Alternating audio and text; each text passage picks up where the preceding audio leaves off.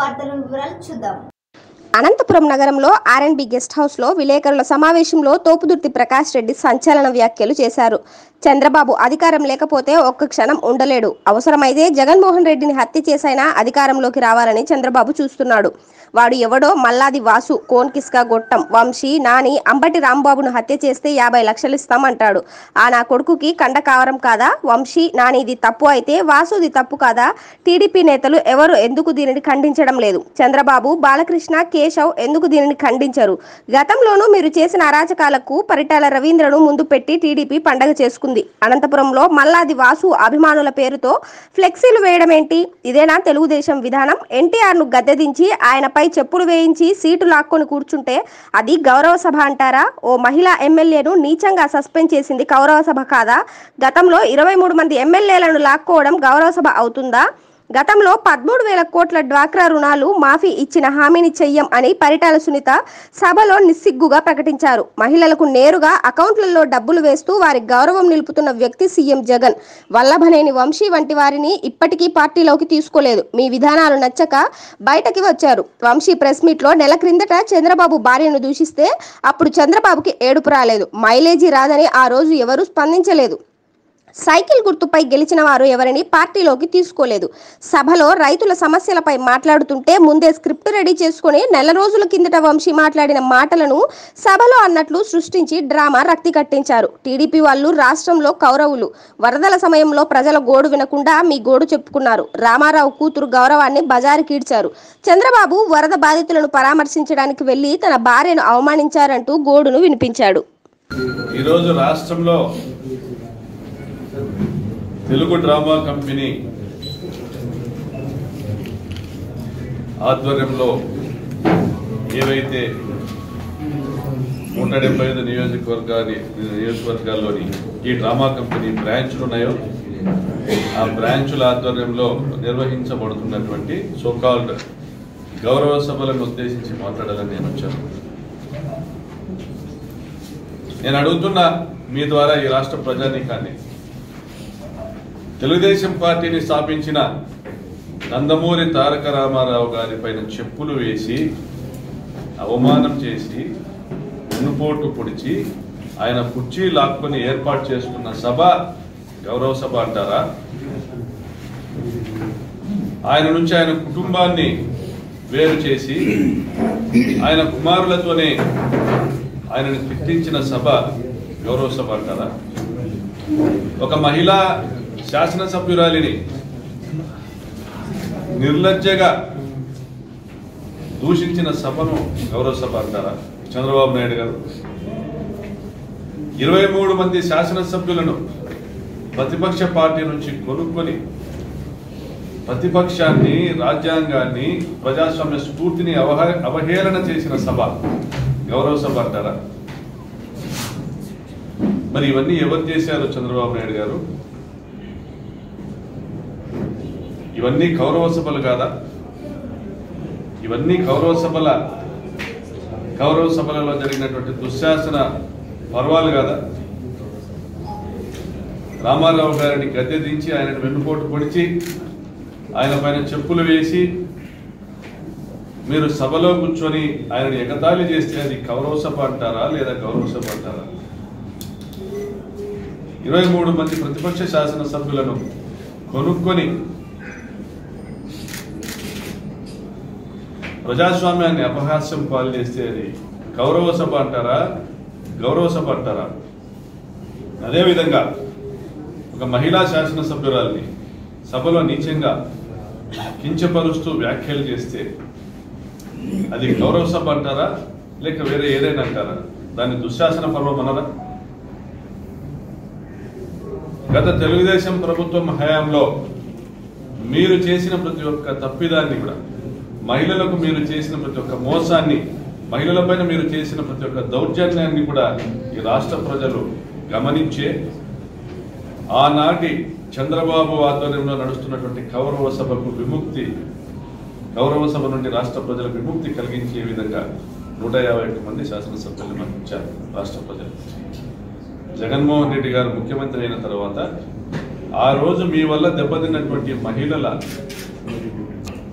ఆర్థిక స్థితిని మెరుగుపరిచే విధంగా, మహిళల ఆధ్వర్యంలో కుటుంబాలు నడిచే విధంగా, మహిళల ఆధ్వర్యంలో ఈ రాష్ట్రంలోని విద్యార్థుల భవిష్యత్తును తీర్చిదిద్దే విధంగా అనేక సంక్షేమ పథకాలు దాదాపుగా 1.5 లక్షల కోట్ల రూపాయలను గత 30 నెలలుగా నేరుగా మహిళల ఖాతాల్లోకి చెల్లించి వారి గౌరవాన్ని పెంపొందించిన సభ ఇది. చంద్రబాబు నాయుడు గారు ఈ రాష్ట్రంలోని మహిళల గౌరవాన్ని పెంపొందించిన సభ ఇది. ఇదే సభా వేదిక నుండి అనేక చట్టాలు చేశాం.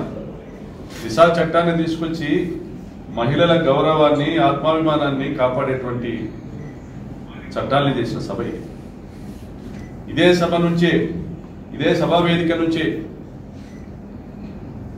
మీరు ఎగ్గొట్టి వెళ్ళినటువంటి డ్వాక్రా రుణాల్ని మాఫీ చేసే విధంగా 26,000 కోట్ల డ్వాక్రా రుణాల్ని మాఫీ చేసేటువంటి ఆసరా అనే చట్టాన్ని తీసుకొచ్చినటువంటి గౌరవ సభ. ఈరోజు గౌరవం కానీ స్టేటస్ ఏదైతే మనం అందరం కూడా కోరుకుంటామో, ఉన్నతమైన స్థానం కావాలనేసి ప్రతి ఒక్క కుటుంబం కూడా కోరుకుంటామో, ఆ స్టేటస్ని పెంపొందించేటువంటి ఒక పద్ధతి అయినటువంటి, ఒక విధానమైనటువంటి విద్యను అందించేటువంటి చట్టాలు కానీ ఇవన్నీ కూడా ఇదే గౌరవ సభ నుంచే చేశాం. ఇదే గౌరవ సభ జగన్మోహన్ రెడ్డి గారి నాయకత్వంలో గతంలో మీరు వెన్నుపోటు పొడిచినటువంటి రైతులకు భరోసా కల్పించింది. ఇదే గౌరవ సభ మీరు గతంలో మోసం చేసిన అమరావతి రైతులకు విముక్తి కల్పించింది. ఇదే గౌరవ సభ జగన్మోహన్ రెడ్డి గారి నాయకత్వంలో మీరు దాదాపుగా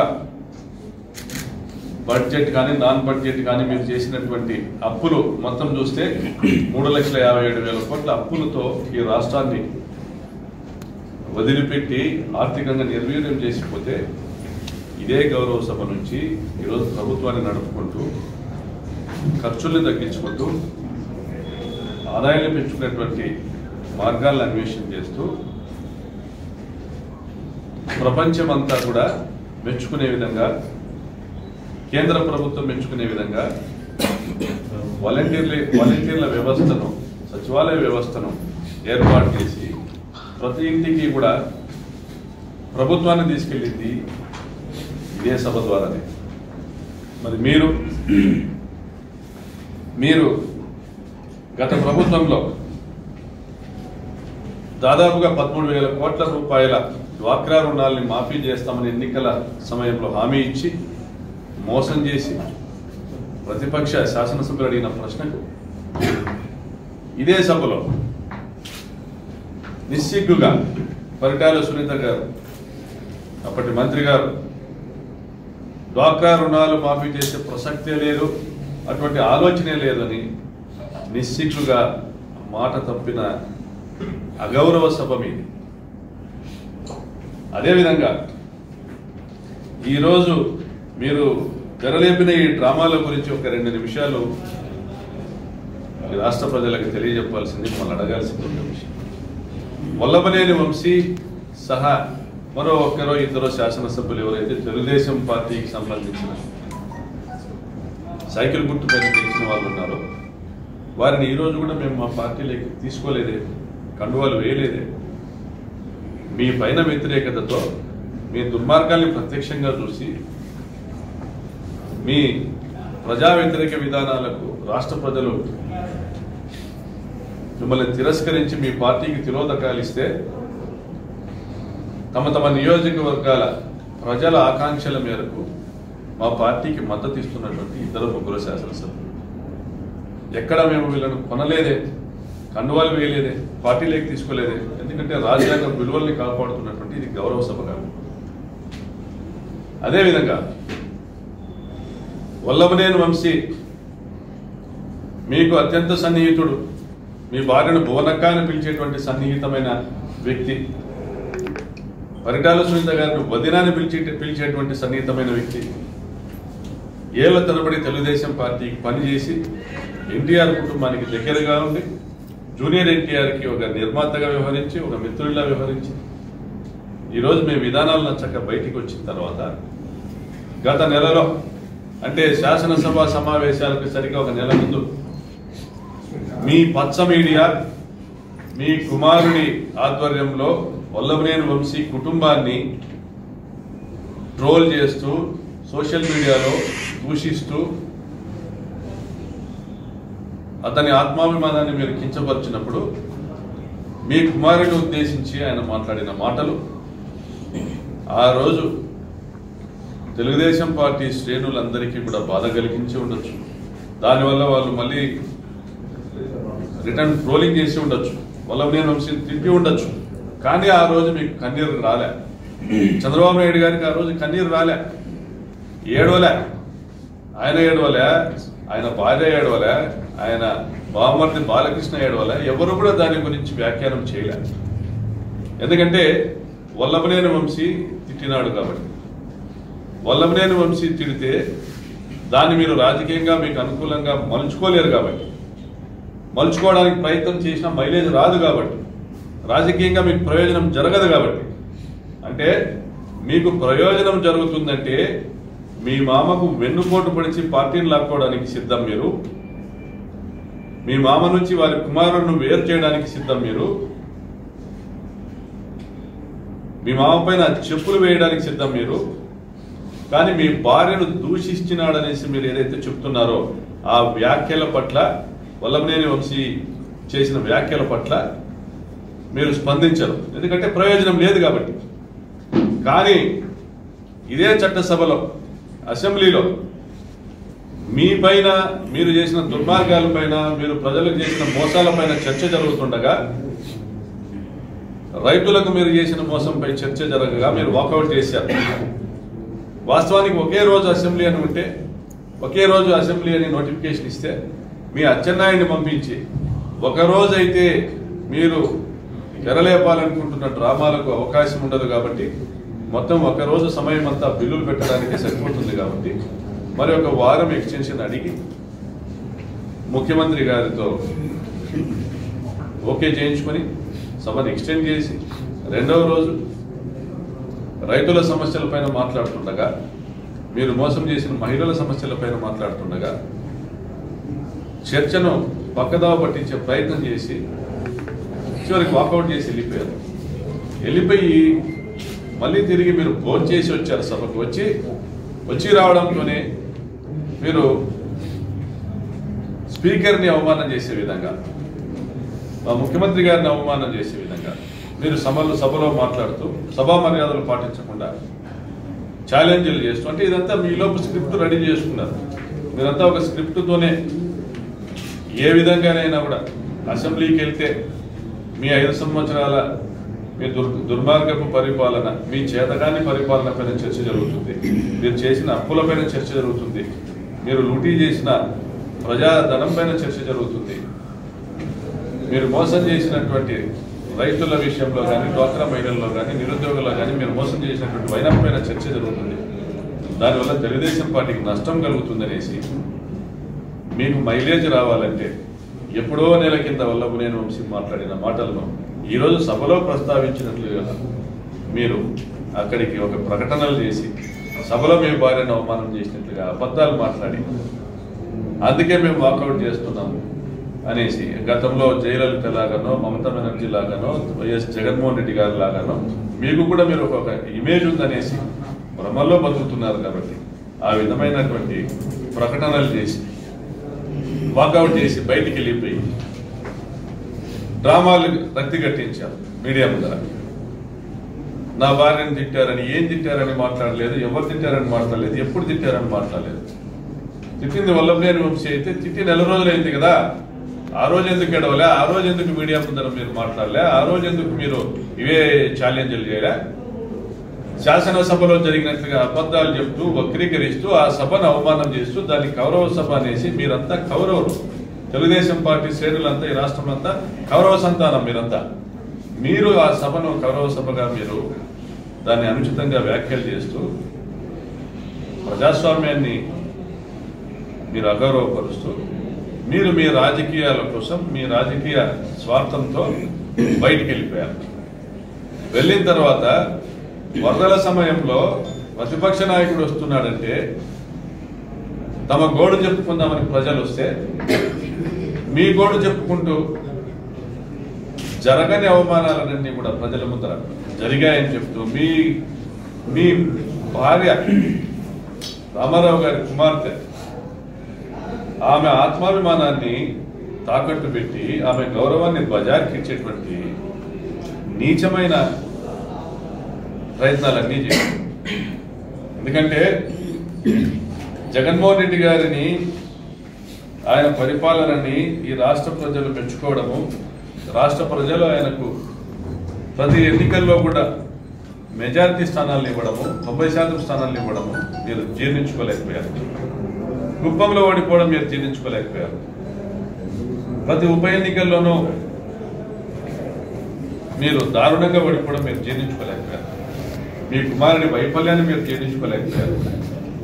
మీ మిత్రుడైనటువంటి రాజశేఖర రెడ్డి గారి కుమారుడి సక్సెస్ ను మీరు జీర్ణించుకోలేకపోయారు. అందుకే మీరు మీ తెలుగుదేశం పార్టీ శ్రేణులు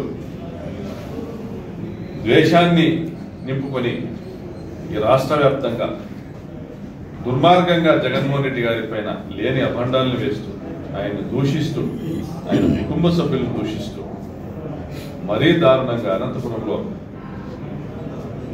రాజశేఖర రెడ్డి గారి కుటుంబ సభ్యుల్ని వారి ఔన్నత్యాన్ని కూడా మీరు బజారుకు లాగేటువంటి ప్రయత్నం చేస్తూ చాలా దుర్మార్గంగా మీరు చేస్తున్న వ్యవహారము ఈరోజు రాష్ట్ర ప్రజలందరూ కూడా గమనించినారు.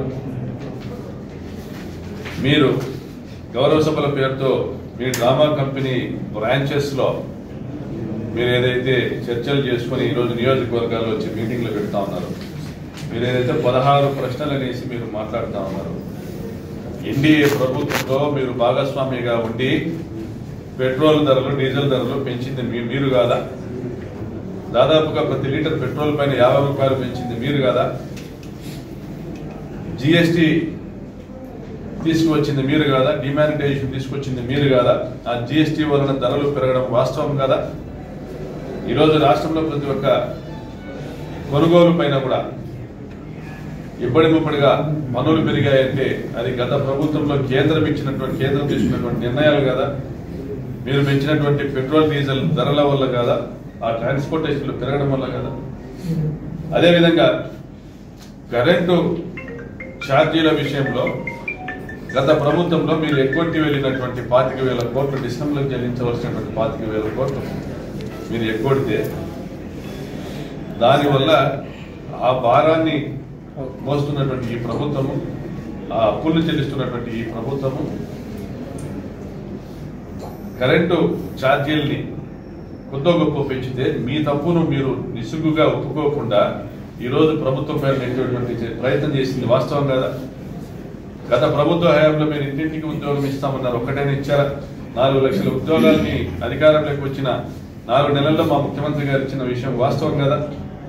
పోనీ గత ప్రభుత్వంలో మీరు డిఎస్సి నోటిఫికేషన్లు ఇచ్చి ఎన్ని ఉద్యోగాలు ఇచ్చారు మీరు చెప్పగలుగుతారా? అదేవిధంగా ఇళ్లకు సంబంధించి గత ప్రభుత్వంలో టిడ్కో ఇళ్ల నిర్మాణంలో మీరు అవినీతి చేసింది వాస్తవం కదా? ఈరోజు రివర్స్ బిడ్డింగ్ ద్వారా దాదాపు 1,200 రూపాయలకే ప్రతి అడుగును, ఒక స్క్వేర్ ఫీట్ 1,200 రూపాయలకే మా ప్రభుత్వంలో నిర్మిస్తున్న విషయం వాస్తవం కదా? గత ప్రభుత్వంలో మీరు దాదాపు 2,000 నుంచి 2,200 రూపాయలు దోచుకున్నది వాస్తవం కదా? మరి మీరు దాదాపు 3,57,000 కోట్ల అప్పులు చేసి వెళ్తే దానికి మేము ప్రతి నెల దాదాపుగా 4,000 కోట్ల రూపాయల వడ్డీని కడుతున్నది వాస్తవం కాదా? మీరు చేసి వెళ్ళిన అప్పులకి మరి ఎక్కడి నుంచి వస్తాయి ఆదాయం అనేసి, ఈ అప్పులకు వడ్డీలు ఎక్కడి నుంచి చెల్లిస్తామనేసి మీ మేధావి పుర్రకి, మీ 40 సంవత్సరాల ఇండస్ట్రీ పుర్రకు మీకు తట్టలేదా? ఎక్కడి నుంచి తెస్తామనుకున్నారు? మరి ఏం చేశారు మీరు? మేము తీసుకొచ్చిన అప్పులకి మా ప్రభుత్వంలో, మా జగనన్న నాయకత్వంలో మేము తెచ్చిన అప్పులకు ప్రతి రూపాయికి లెక్క ఉంది. ఎక్కడ కూడా దుబారా ఖర్చులు కూడా పోకుండా దాదాపు 1,50,000 కోట్ల రూపాయలు నేరుగా ఖాతాల్లోకి వేసినటువంటి, ప్రజల ఆర్థిక స్థాయిని పెంచినటువంటి, విద్యా ప్రమాణాలు పెంచుతూ ప్రజలను అభివృద్ధి వైపు తీసుకెళ్తున్నటువంటి ప్రభుత్వం మాది. కోవిడ్ కష్టకాలంలో ప్రజలందరికీ కూడా ఇళ్లలో నుంచి బయటికి వెళ్ళలేని తరుణంలో వాళ్ళని ఆర్థికంగా బలోపేతం చేస్తూ సంక్షేమ పథకాల ద్వారా ఆదుకుంటూ ఆత్మహత్యని నివారించిన ప్రభుత్వం మాది. దీని విషయం నరేంద్ర మోడీ గారు సర్టిఫై చేయడం జరిగింది, ప్రపంచ సంస్థలే కూడా సర్టిఫై చేయడం జరిగింది. ఈరోజు దేశవ్యాప్తంగా కూడా మన రాష్ట్రంలో జరుగుతున్నటువంటి పథకాలు కానీ, మన నాడు నేడు గురించి కానీ, మన వాలంటీర్ల వ్యవస్థ గురించి కానీ, ఇతర రాష్ట్రాల నుంచి మన రివర్స్ బిడ్డింగ్ గురించి కానీ, ఇతర రాష్ట్రాల నుంచి రావడం, దిశా చట్టం నుంచి కానీ, ఇతర రాష్ట్రాల నుంచి ఐఏఎస్ అధికారులు రావడము ఏ విధంగా చేస్తున్నారు అనేటువంటి మన చట్టాలని గౌరవిస్తూ, మన డెవలప్మెంట్ గౌరవిస్తూ ఏ విధంగా చేయగలుగుతున్నారు అనేటువంటి వాళ్ళు వచ్చేసి రీసెర్చ్ చేసేటువంటి పరిస్థితుల్లో మనం ఉన్నాం.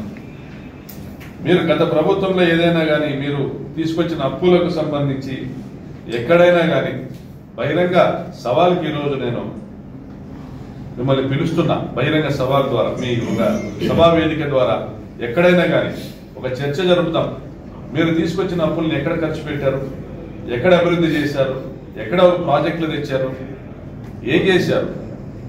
నీరు చెట్టు ద్వారా దోపిడీ చేశారా, లేదా మరుగుదొడ్ల నిర్మాణం గురించి మాట్లాడుతున్నారు? మరుగుదొడ్ల నిర్మాణం ఎక్కడైనా జరిగిందా రాష్ట్రంలో? స్వచ్ఛ భారత్ నిధులన్నింటినీ కూడా భోంచేసింది మీరు కదా. డ్వాక్రా మహిళల పైన దాదాపు 26,000 కోట్ల అప్పులు పెట్టింది మీరు కదా. ఫీజు రియంబర్స్మెంట్ డబ్బులు కూడా, బకాయిలు కూడా 2 సంవత్సరాలకు సంబంధించి 4,000 కోట్ల అప్పులను మోపి వెళ్ళింది మీరు కదా. 43,000 కోట్ల కాంట్రాక్టర్ల బిల్లులు చెల్లించకుండా వెళ్ళింది మీరు కదా. తెలుగుదేశం ప్రభుత్వం హయాంలో ఫీజు రియంబర్స్మెంట్ లిమిట్ ఏదైతే ఆదాయ పరిమితి ఉండాలో అది కేవలం 1,00,000 రూపాయలు. మరి మా ప్రభుత్వంలో ఈరోజు 2.5 లక్షల వార్షిక ఆదాయం ఉన్నటువంటి కుటుంబానికి సంబంధించిన పిల్లలకు కూడా ఫీజు రియంబర్స్మెంట్ ద్వారా మేము ఈరోజు విద్యార్థులకు నాణ్యమైన విద్య వాళ్ళు కోరుకున్న కాలేజీలోనే వాళ్ళు కట్టవలసినంత ఫీజు మొత్తాన్ని కడుతూ మేము అండగా నిలబడడం జరుగుతుంది రాజశేఖర రెడ్డి గారి స్ఫూర్తితో. ఇటువంటి పరిస్థితుల్లో మీరు ఏవైతే ఈ డ్రామాలు చేస్తా ఉన్నారు, మీరు ఏ విధంగా టిడ్కో ఇళ్ల ద్వారా ప్రజలపైన అప్పులు మోపారు అది చెప్పండి. మీ డ్రామా సభల్లో ఏ విధంగా మీరు 6 లక్షల రూపాయలతో టిడ్కో ఇళ్ళు అన్నారు, 3 లక్షల నుంచి ఖర్చు కానీ టిడ్కో ఇళ్లను 6 లక్షలకి ఎలా కట్టారో అది చెప్పండి. ప్రాజెక్టుల పేరుతో మీరు చేసిన దోపిడీని చెప్పండి. మీరు 3,57,000 కోట్ల అప్పును మిగిల్చి వెళ్తే దాన్ని చెల్లించడానికి ఏం ఆదాయ మార్గాలు చూపించారో అది చెప్పండి. దాని వడ్డీలు కట్టడానికి ఏం ఆదాయ మార్గాలు చూపించి వెళ్ళారు అది చెప్పండి. అమరావతి 1,00,000 కోట్ల నిర్మాణంతో చేస్తామన్న దానికి ఎక్కడి నుంచి డబ్బులు తెస్తామనుకున్నారు అది చెప్పండి. ఇంటింటికి ఉద్యోగం ఎలాగిస్తామనుకున్నారు అది చెప్పండి. 87,000 కోట్ల రైతుల రుణాల మాఫీని ఎలా చేస్తామనుకున్నారు అది చెప్పండి. చివరికి మీరు ఇచ్చింది 5,000 కోట్ల రైతు రుణమాఫీకి సంబంధించి వడ్డీలకు సరిపోని 5,000 కోట్లను ఇచ్చారు. డ్వాక్రా రుణమాఫీ ఎలా చేస్తామనుకున్నారు అది చెప్పండి. ఏ విధంగా మీరు 600 హామీలు ఇచ్చారు, దాదాపుగా 4-5 లక్షల కోట్ల సరిపడా హామీలు ఇచ్చారు అది చెప్పండి. వాటిని ఎలా తీరుద్దామనుకున్నారు, ఆ హామీలను ఎలా అమలు చేద్దామనుకున్నారు, ఆ డబ్బులు ఎక్కడి నుంచి తెద్దామనుకున్నారు అది చెప్పండి. మరి ఇప్పుడు మేము వన్ టైం సెటిల్మెంట్ అని ఏదైతే పిలువబడుతుందో మా ప్రభుత్వం వస్తే మేమే కట్టేస్తాం, మీరు కట్టక్కర్లేదని చెప్తున్నారు కదా. అప్పుడు ఇచ్చిన హామీలన్నీ ఎక్కడికి వెళ్ళాయి అది కూడా చెప్పండి. మీ గౌరవ సభల్లో, మీ సోకాలు గౌరవ సభల్లో. ఈరోజు జగనన్న రుణమాఫీ చేస్తా ఉన్నాడు. 83 నుంచి 2011 వరకు ఇళ్ల నిర్మాణం జరిగినటువంటి అనేక ప్రభుత్వాలు కూడా, ఇళ్ల నిర్మాణం చేసినటువంటి ప్రతి ప్రభుత్వం కూడా పాక్షికంగా రుణాలు ఇచ్చింది, పాక్షికంగా సబ్సిడీ ఇచ్చింది. ఆ రుణాలన్నీ కూడా అసలు వడ్డీ పేరు పనిపై దాదాపు 15,000 కోట్లు అయ్యాయి. ఈరోజు జగన్మోహన్ రెడ్డి గారు చెప్తున్నది 4,000 కోట్ల రూపాయలను అది రిజిస్ట్రేషన్ ఛార్జీలకు కావచ్చు, లేదా మీ గృహ నిర్మాణానికి మీరు తీసుకున్న అప్పుల్లో నుంచి కావచ్చు, ఒక 4,000 కోట్ల రూపాయలు చెల్లిస్తే 10,000 కోట్ల రుణాలు మాఫీ చేస్తామంటున్నారు. 10,000 కోట్ల రుణమాఫీ దాన్ని వక్రీకరించి దానివల్ల మీకు జరిగేటువంటి మేలును మీకు జరగనీయకోకుండా మీ చేతికి వచ్చే ఒక హక్కు పత్రం ద్వారా మీరు రిజిస్ట్రేషన్ చేసుకోవచ్చు, అమ్ముకోవచ్చు, లేదా తనఖా పెట్టి అప్పులు తెచ్చుకొని మీ వ్యాపారాలకు ఉపయోగించుకోవచ్చు, మీ పిల్లల పెళ్లిలకు ఉపయోగించుకోవచ్చు. మీకు జరిగేటువంటి మీ ప్రయోజనాల్ని మీకు జరగనీయకుండా మళ్ళీ మిమ్మల్ని పదే పదే మోసం చేస్తుంది. ఈ దేశంలో ఈ ప్రపంచంలో తాము మోసం చేసిన ప్రజల్ని పదే పదే 10 సార్లు మోసం చేయగలిగిన సత్తా ఒక చంద్రబాబు నాయుడు గారికి ఉంది. ఎందుకంటే ఆయన కళ్ళార్పకుండా అబద్ధాలు చెప్తారు, నిజాలన్నట్టు నటిస్తూ మాట్లాడతారు, అవసరమైతే ఏడుస్తున్నట్టు డ్రామాలు చేస్తారు, రామారావు గారి పైన గౌరవం ఉందన్నట్టు నటిస్తారు, పక్కకు పోతే వాడు వీడని తిడతారు. చాలా మంది తెలుగుదేశం పార్టీ నాయకులు తమ ఇంటర్వ్యూలో చెప్తారు ఏమని దూషించేవారు రామారావు గారు.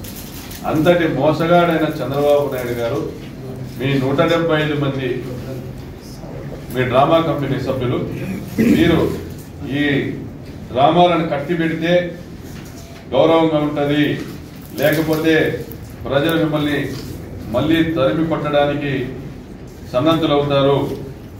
మా రాప్తాడు నియోజకవర్గంలో మీరు గతంలో దోపిడీ చేయాలనుకుంటే ప్రాజెక్టులను దోపిడీని అరికట్టాం. మీరు 800 కోట్లతో పేరూరు డ్యామ్ అంటే రూపాయి ఖర్చు లేకోకుండా పేరూరు డ్యామ్ నీళ్లు ఇచ్చాం, పేరూరు డ్యామ్ నింపాం. అది మా జగన్మోహన్ రెడ్డి గారి పరిపాలన, సుపరిపాలన. అది ఆ కౌరవ సభలో చేసిన ప్రకటన. ఏ సభ కౌరవ సభలో? తెలుగుదేశం పార్టీ ప్రభుత్వంలో మీరు పేరూరు డ్యామ్ నీళ్ళు ఇస్తామన్నారు, మీరు ఇవ్వలే.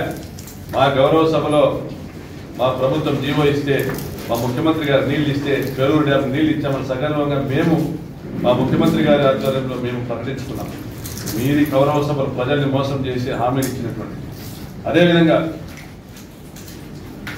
ఈరోజు ఎక్కడ చూసినా కూడా వైఎస్ఆర్ జలకళ ద్వారా ఉచితంగా బోర్లు వేసే కార్యక్రమాల ద్వారా పాతాళ గంగమ్మ జలశీరులు 100 అడుగులకు 150 అడుగులకు నీళ్లు పడేటువంటి పరిస్థితి, సమృద్ధిగా వర్షాలు అన్ని వచ్చినటువంటి పరిస్థితి.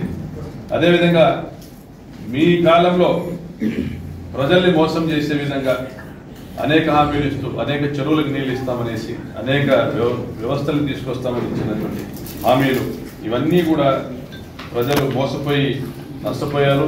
ఈరోజు దాదాపుగా ప్రతి మండలంలో కూడా చెరువులకు నీళ్లు ఇచ్చాం, అనేక కాలువలు మేమే తవ్వించాం, 1000 ఎకరాలను సాగులేకి తీసుకొని వచ్చాం, 1000 బోర్లను ఉచితంగా వేస్తా ఉన్నాం.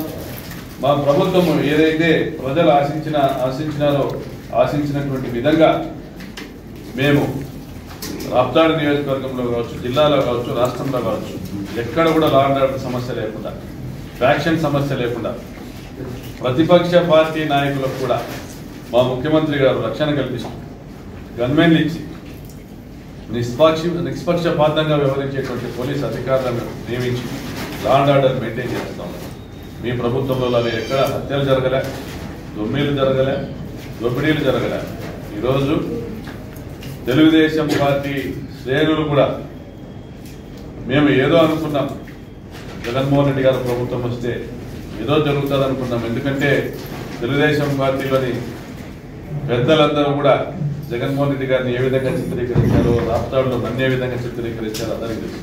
కానీ వాస్తవంగా ఈరోజు శాంతి భద్రతలతో ప్రతి ఒక్కరు కూడా అన్నదమ్ములా కలిసిమెలిసేటువంటి పరిస్థితి, ఎక్కడ కూడా పార్టీల విభేదాలతో గొడవలు చేసుకుంటున్నటువంటి పరిస్థితి లేదు, కక్షలు లేవు, కార్పణ్యాలు లేవు. ప్రశాంతంగా ఉన్నటువంటి నియోజకవర్గం, పచ్చగా ఉన్నటువంటి నియోజకవర్గం రాప్తాడు నియోజకవర్గం. ఈరోజు చరిత్రలో గత 25 సంవత్సరాలతో పరిటాల కుటుంబ పరిపాలనతో పోలిస్తే ఈరోజు జగన్మోహన్ రెడ్డి గారి పరిపాలన ఉంది కాబట్టి మేము కంటికి నిండుగా నిద్రపోగలుగుతా ఉన్నాం, నిర్భయంగా సంచరించగలుగుతా ఉన్నామని ఈరోజు తెలుగుదేశం పార్టీకి ఓటేసేటువంటి ప్రతి ఒక్కరు కూడా భావిస్తుండడం వల్లనే పంచాయతీ ఎన్నికల్లో కానీ, ఎంపీటీసీ జెడ్పీటీసీ ఎన్నికల్లో కానీ 90% సీట్లు ప్రజలు మాకు అందజేయడం జరిగింది. అదేవిధంగా జగన్మోహన్ రెడ్డి గారికి కూడా కృతజ్ఞతలు ప్రతి ఒక్క గ్రామంలో కూడా ప్రజలు తెలియజెప్పేటువంటి పరిస్థితి ఉంది. ప్రతి ఒక్కరికి కూడా సంక్షేమ పథకాలను పార్టీ రహితంగా, కులాలకు మతాలకు అతీతంగా ఎవరిని అడగక్కర్లే, ఏ కండువా మార్చుకోనక్కర్లే, ఏ జన్మభూమి కమిటీ సభ్యుడి వద్దకు వెళ్ళక్కర్లే. ప్రతి ఒక్కరి ఇళ్లకు ఉదయాన్నే 5ంటికి పెన్షన్లు వస్తే 1వ తారీఖు రాగానే వారి వారి ఇళ్లకే పథకాలు వెళ్తాయి, వారి వారి ఖాతాలకే డబ్బులు వస్తాయి, వాళ్ళ పిల్లలు చదివించుకుంటా ఉన్నారు. ఇవన్నీ తెలుగుదేశం పార్టీకి ఓట్లు వేసిన వాళ్ళకు కూడా ఇస్తా ఉన్నాం. ఎలక్షన్ల తర్వాత పార్టీలు అనుకోలేదు, కానీ ప్రజలందరూ కూడా ఏకతాటి పైన రావడాన్ని జీర్ణించుకోలేని చంద్రబాబు ప్రజల మధ్య చిచ్చు పెడుతూ, ప్రజల్ని దూషిస్తూ, జగన్మోహన్ రెడ్డి గారిని దూషిస్తూ, జగన్మోహన్ రెడ్డి గారికి ఓటేసిన ప్రజల్ని దూషిస్తూ, జగన్మోహన్ రెడ్డి గారి పర్యటనలో ఆయన ఆలింగనం చేసుకుంటున్న ప్రజల్ని దూషిస్తూ, మీ ఫ్రస్ట్రేషన్ మీరు చూపిస్తూ ఈరోజు రాష్ట్రంలో కనుమరుగయ్యే రోజు దగ్గరలో ఉందని మీ అందరికీ కూడా సభాముఖంగా చంద్రబాబు గారికి హెచ్చరిస్తాం.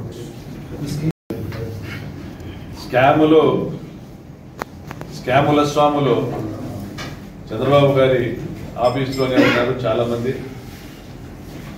ఆయన పర్సనల్ అసిస్టెంట్ శ్రీనివాస్ మీద నాకు తెలిసి ఇప్పుడే ఆల్రెడీ 2 సంవత్సరాల కిందనే సిబిఐ కేసు కూడా పైన అయింది. 2,000 కోట్ల రూపాయలు ఆయన ఆఫీస్లో ఉన్న సిస్టమ్స్ నుంచి సేకరించిన డేటా ద్వారా 2,000 కోట్ల రూపాయలు షెల్ కంపెనీస్కి తరలించారనేసి చంద్రబాబు గారి పర్సనల్ అసిస్టెంట్ శ్రీనివాస్ గారి ఖాతా నుంచి షెల్ కంపెనీస్కి 2,000 కోట్ల రూపాయలు తరలించారని 2 సంవత్సరాల కిందనే సిబిఐ కేసు నమోదైంది, విచారణ జరుగుతోంది.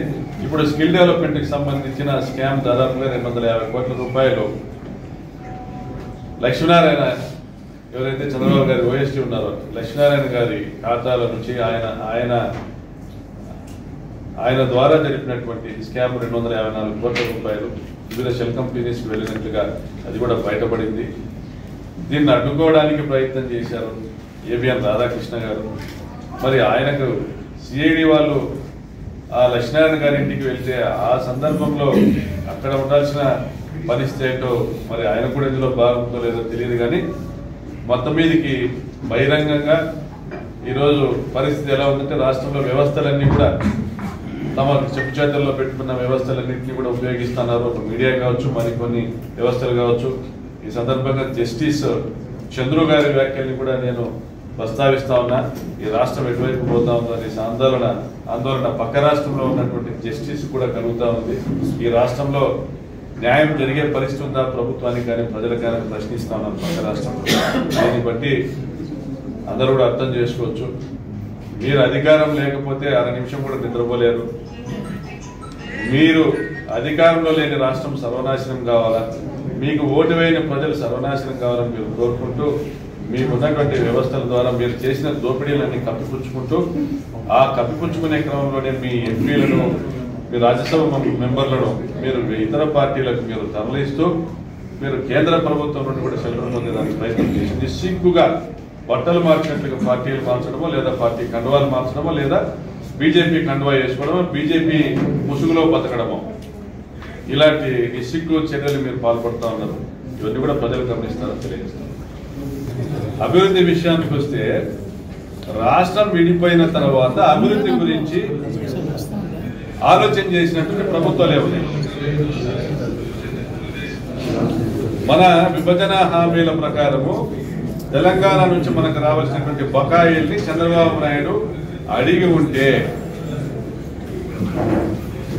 ఆ వచ్చే 19,000 కోట్లు 30,000 కోట్లు ఆ డబ్బులు మనం తెచ్చుకొని ఉంటే అప్పుడు కేంద్రంలో తాను అధికారంలో ఉన్నాడు కాబట్టి ఎన్డీఏ ప్రభుత్వంలో భాగస్వామి కాబట్టి ఆ రోజు విభజన చట్టాలను హామీలను అమలు చేయించి ఉంటే, ప్రత్యేక హోదా తెచ్చి ఉంటే అభివృద్ధి గురించి మనం డిస్కస్ చేసుకోవాలా, డెవలప్మెంట్ గురించి మనం డిస్కస్ చేసుకోవాలా. కొత్తగా ఏర్పడిన రాష్ట్రంలో అప్పులు ఇచ్చేటువంటి వెసులుబాటు ఉన్నటువంటి ఆర్థిక పరిస్థితి ఉన్నటువంటి రాష్ట్రంలో అప్పులు ఇచ్చేటువంటి వెసులుబాటు అంటే ఆ రోజు ఎఫ్ఆర్బిఎం లిమిట్ లోపు మనకి ఎంత అప్పులు తీసుకొని రాగలిగేటువంటి పరిస్థితి ఉందో అంత అప్పుల్ని కూడా తీసుకొచ్చింది చంద్రబాబు ప్రభుత్వం. మరి ఏం చేసింది? దుర్వినియోగం చేసింది, అభివృద్ధి కోసం ఉపయోగించాలి. ఏ బ్యాంకుకి వెళ్ళినా, నువ్వు హడ్కోకి వెళ్ళినా, ఐఐఎఫ్సికి వెళ్ళినా, నాబార్డుకి వెళ్ళినా, ఏ బ్యాంకుకి వెళ్ళినా ఆ రోజు ఉన్నటువంటి మన ఆదాయము, మన ఖర్చులకు సంబంధించి, వ్యయములకు సంబంధించి మన ఎఫ్ఆర్బిఎం లిమిట్ ఏదైతే కేంద్ర ప్రభుత్వం నిర్ణయించిందో అంత మేరకు అప్పులు తెచ్చేశారు, కానీ అభివృద్ధి చేయలే. అంతెందుకు అమరావతిలో కూడా ఖర్చు పెట్టలే. అమరావతిలో కూడా 1,00,000 కోట్లకు గాను, పెట్టాల్సిన 1,00,000 గాను 7,000 కోట్లే పెట్టారు. మరి అభివృద్ధి గురించి మాట్లాడేటువంటి హక్కు ప్రతిపక్షానికి ఎక్కడి నుంచి వస్తుంది?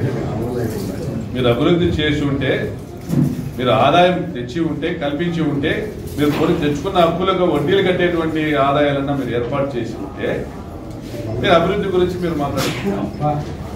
మీరు తెచ్చుకున్న అప్పులకు సంబంధించి 3,57,000 కోట్లకు సంబంధించి 36,000 కోట్లు ప్రతి సంవత్సరం కడుతున్నామే.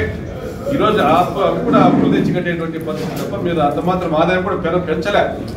మీరు దిగిపోయేటప్పటికి 100 కోట్ల ఖజానాలో ఉందని యనమల రామకృష్ణుడు గారు ప్రకటించారు. 100 కోట్లే ఉంది ఖజానాలో, 6,000-7,000 కోట్ల జీతాలు కావాలని నెల ఎక్కడి నుండి తెస్తాడు జగన్మోహన్ రెడ్డి. మేము అధికారంలోకి రాకపోవడం మంచిదైంది అని ఆయన చెప్పారు. జేసీ దివాకర్ రెడ్డి గారు ఏముంది, ఈ ప్రభుత్వం కంటే ఒకవేళ ప్రభుత్వం మారితే వేరే ఏ ప్రభుత్వం వచ్చినా ఇంకా వర్స్ట్ గా ఉంటుంది, ఈయన ఇంకా మెరుగ్గా పరిపాలన చేస్తాడు. మీరు క్రోడీకరించుకుంటే ఖజానా ఖాళీ చేసామని మీరే చెప్పారు, మేము ఖాళీ చేసిపోయామని. ఇప్పుడు కంటే కొత్తగా ఏదైనా ప్రభుత్వం వస్తే అది ఇంకా వర్స్ట్ గా ఉంటుందని మీ పార్టీ నాయకులే చెప్తా ఉన్నారు. అంటే మీరంతా దోచేసామని ఒకవైపు చెప్తా ఉన్నారు, నెక్స్ట్ వస్తే కనీసం ఇంత మాత్రం కూడా జరగదని చెప్తా ఉన్నారు మీ పార్టీ నాయకులు. వేరే ఎవరు అక్కర్లే, ఈ ప్రభుత్వం బాగుంది, ఇంతకంటే ఇంకో ప్రభుత్వం ఏదైనా పొరపాటున వస్తే ఇంతకంటే దారుణంగా ఉంటుందని చెప్తున్నారు. అంటే ఉన్నంతలో మన రాష్ట్రంలో ప్రజలు ఇబ్బందులు పడకపోకుండా మన ముఖ్యమంత్రి గారు దూరపు ఆలోచనలతో విద్య అనేటువంటి ఒక అభివృద్ధి సాధనాన్ని ప్రతి ఇంటికి చేరవేస్తాం. ప్రతి ఇంట్లో కూడా మీ పర్చేజింగ్ స్ట్రెంగ్త్, మీ కొనుగోలు శక్తిని పెంచుతా ఉన్నారు.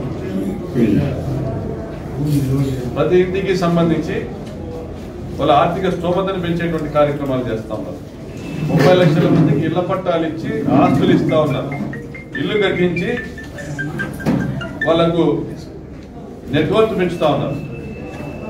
సో ఇది అభివృద్ధి కాదా నేను అడుగుతా ఉన్నా. గత ప్రభుత్వ హయాంలో మీరు రోడ్లు వేసారా? వేసింటే వర్షాలకి, కొద్దిపాటి వర్షాలకి దెబ్బతింటాయా? అంటే మీరు ఎంత నాణ్యతతో వేశారు, మీరు ఎంత నాణ్యతతో వేశారు కాబట్టి ఈరోజు ఈ పాటి వర్షాలకి దెబ్బతింటా ఉన్నాయి. వర్షాకాలంలో మళ్ళీ రోడ్లు వేసేటువంటి పరిస్థితి ఉంటుందా? వర్షాలు అయిపోయిన తర్వాత మళ్ళీ రోడ్లు వేసే విధంగా ప్రభుత్వం ఇప్పటికే మొత్తం రిపేర్స్ కానీ, రెన్యువల్స్ కానీ, మెయింటెనెన్స్ కి సంబంధించి కానీ ఇప్పటికే టెండర్లు పిలిచే కార్యక్రమాలకు శ్రీకారం చుట్టడం జరిగింది. కాబట్టి రోడ్స్ నిర్వహణ బాధ్యత ప్రభుత్వం తప్పనిసరిగా ఈ వర్షాలు ముగిసిన తర్వాత తీసుకుంటుంది. తప్పనిసరిగా అన్ని డెవలప్మెంట్ యాక్టివిటీస్ ఏవైతే మొదలు పెట్టామో తప్పనిసరిగా ఇది రాబోయే 2-2.5 సంవత్సరాల కాలంలో పూర్తి చేయడం జరుగుతుంది.